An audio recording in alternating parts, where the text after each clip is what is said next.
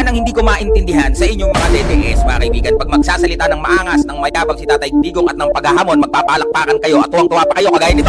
He was the one who asked for this. Bakit? Sinabi niya sa Quadcom hearing, handa siya harapin ang ICC. Pinamamadali nga niya yung ICC. I'm asking the ICC to hurry up, and if possible they can come here and start the investigation tomorrow.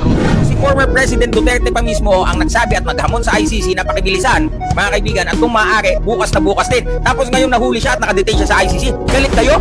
Ngayon, magpe-prayer rally kayo, dati. Diba? Sinabi niya, tinawag pa ni former President Digong na stupid si God. Tapos ngayon magpe-prayer rally kayo for what?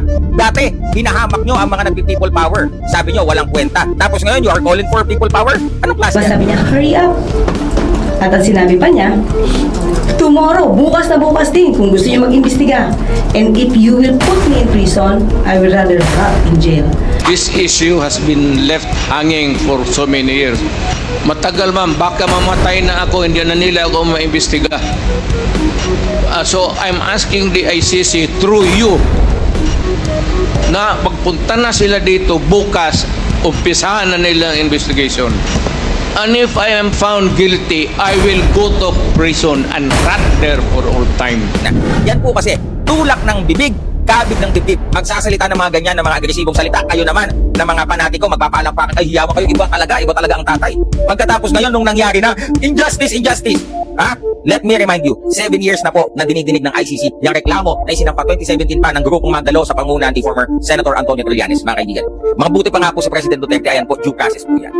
Gumanda po siya sa due process, hindi po siya kagaya ng mga biktima ng extrajudicial killing na hindi na nga sila dininig.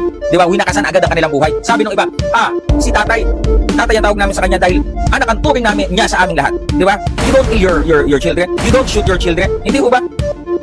O yun, yung in-interview na yun, hindi nakasagot eh. Yan po ang isipin natin. Di ba? Sasabihin mong tinuturing na anak, bakit? Na-try ba yung mga biktima ng extrajudicial killing? Na presenta ba sila sa husgado?